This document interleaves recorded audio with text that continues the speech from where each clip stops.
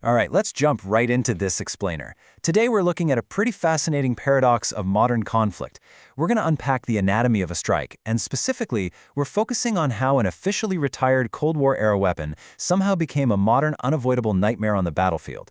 Based on recent reports and some deep-dive military analysis, we're looking closely at the 203mm M110 self-propelled howitzer. Now, this is a system the United States military officially moved away from way back in the 1990s. Yet, as the source material details, it's been dramatically revitalized. So, let's break down exactly how this massive artillery piece actually operates, the whole strategy behind its deployment, and why its unique destructive capabilities are literally shifting tactical realities right now. You know, what's really wild here is the sheer dramatic irony of it all. Just take a look at this quote from a social media post made back on April 2nd by Ukraine's 52nd Artillery Brigade. They're just routinely listing out their arsenal, and they casually mention the arrival of one of the world's most fearsome artillery guns almost as an afterthought. It's just tucked right there at the end of the sentence, and the 203mm M110A. There was no grand fanfare, no major international press conference, just a simple, quiet acknowledgement that a weapon totally capable of altering the geometry of the battlefield had entered the fray. And honestly, this brilliant contradiction right here, it hits the nail on the head for our whole explainer today. We have an obsolete weapon, something most people considered a complete relic of a bygone era, that is now reported to be effectively neutralizing modern, mechanized spring offensives. It's a stark reminder that in warfare, retired doesn't necessarily mean useless, as long as you have the right operational context. The military landscape today often feels like a time capsule of decades-old tactics, and right into this environment steps a system specifically built to shatter heavy, entrenched defenses. So, let's get into Section 1, Anatomy of the M110, delivering the Cold War haymaker. Think of smaller, faster howitzers like rapid, disorienting, light jabs in a boxing match. They keep the opponent off balance, right? Well, the M110, it's the devastating haymaker. It's the absolute knockout punch. And the secret behind that knockout punch? 198 pounds. That is 90 kilograms of pure explosive force packed into every single shell fired by this thing. When we talk about the raw physical destruction this payload delivers to targets, we aren't just talking about a little shrapnel. We're talking about concussive force capable of just obliterating hardened structures and dense troop concentrations. Its immense weight and explosive capacity are the very foundation of the M110's tactical advantage. It's just a class of firepower that's been largely missing from the theater of operations until now. But you know, raw power really needs versatility to be truly effective. The munitions acquired in an October 2025 deal with Greece highlight exactly how this weapon destroys such a wide array of targets. The whole package included 150,000 total shells, featuring 50,000 high-explosive M106 rounds for your standard obliteration. But crucially, look at that second point, 40,000 M650 rocket-assisted rounds. This specific ammunition extends the M110's reach up to 18.6 miles, or about 30 kilometers. Combine that with 60,000 total cluster and improved conventional munitions, and you've got an incredibly versatile tool capable of striking from a very safe distance while adapting to completely different types of enemy formations. Now, operating a literal titan like this, it definitely comes with some big trade-offs.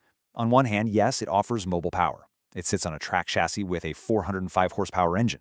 This gives it that vital ability to shoot and scoot, meaning it can move, strike, and move right back out again to avoid counter-battery fire. But that mobility requires a really heavy commitment. We're talking a massive 13-person crew just to operate this system. And get this, only 5 people actually ride in the M110 vehicle itself. The other 8, they have to follow closely behind in a separate trailing cargo carrier that holds all those massive shells. So it requires a lot of manpower and pretty tight logistical coordination to keep this beast fed. And all that logistical burden ties directly into how fast this thing can fire. Basically, the M110 usually shoots just 1 round every 2 minutes. Even when things get incredibly heated and intense combat, it peaks at about 2 rounds per minute. Plus, the vehicle itself only carries 2 rounds on board at a time, which is exactly why they need that trailing cargo carrier we just talked about. But, as the source analysis points out, the catastrophic impact of each strike kind of makes this slow reload speed irrelevant. I mean, when a single 198-pound explosive lands precisely on a target, you usually just don't need a rapid follow-up shot. Let's move on to Section 2, the Artillery Triad, Layered Destruction. To really grasp the M110's impact, you have to look at how the 52nd Artillery Brigade positions it within a highly structured trio of weapons. It's a layered approach to combat. This is the rule of 3 tactical logic that makes the M110 so unbelievably effective. First up, the RM-70 Vampire blankets the front. Its job is to handle large fire missions against mechanized assaults and forward troop concentrations. Then, right in the middle, you have our main focus today, the M110. Its specific job is to hit the hardened, high-value targets sitting just at the rear of those assaults, the kind of targets the Vampire simply can't crack. Finally, rounding out the trio, you have the domestically produced 2S-22 Badana, which handles precision strikes on deep rear command centers and ammo depots. It's like a giant puzzle, and everyone has a highly specific, optimized job. So what does this all mean? Well, the direct result of this triad is this incredible tactical domino effect. The M110 frees up the Badana for those deeper strikes. Think about it. By slotting the M110 into the middle layer to crush hardened targets just behind the front line, the Badana no longer has to waste its precision, long-range capabilities on mid-level stuff.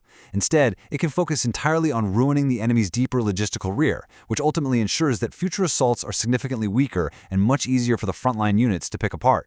Right, let's look at Section 3, funneling the kill zone, the execution of an ambush. When operating heavily around the fortified Donetsk fortress belt in the Kharkiv and Kramatorsk sectors, the execution of an ambush becomes this terrifying, step-by-step process for anyone caught on the receiving end. Step 1, the environment itself is weaponized. Networks of drones, anti-tank mines, barbed wire, and dragon's teeth physically block direct assault paths. They make specific territory utterly inaccessible. Step 2, because ground forces obviously can't go straight through, they are physically funneled into wide open spaces just to bypass those defenses. And then Step 3, once they're trapped in these exposed ambush points, layered artillery, very much including the immense power of the M140, along with FPV drones, just rain down. Basically, this whole setup creates the perfect prey for a seriously powerful predator.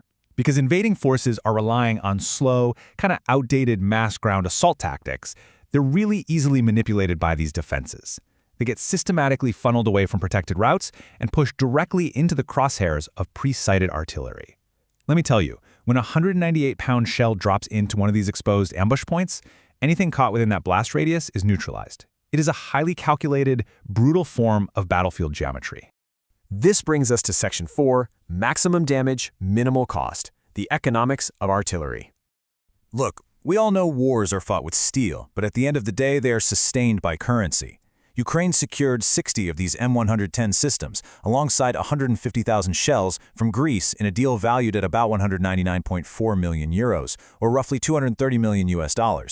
Now, when you break that math down and actually factor in the cost of the Howitzers themselves, the cost of fire drops to under $1,300 per shell. Contrast that incredibly cheap operational cost against the millions upon millions of dollars lost in destroyed mechanized armor and high-value enemy assets. The financial toll this weapon exacts, compared to what it costs to fire, is just wildly disproportionate. This quote right here perfectly sums the whole thing up. I mean, if a $1,300 shell destroys a multi-million-dollar tank, the return on investment is immediate. This exceptional economic efficiency is absolutely crucial for a defending military that's managing extreme financial burdens and waiting on massive international loans just to keep the government running.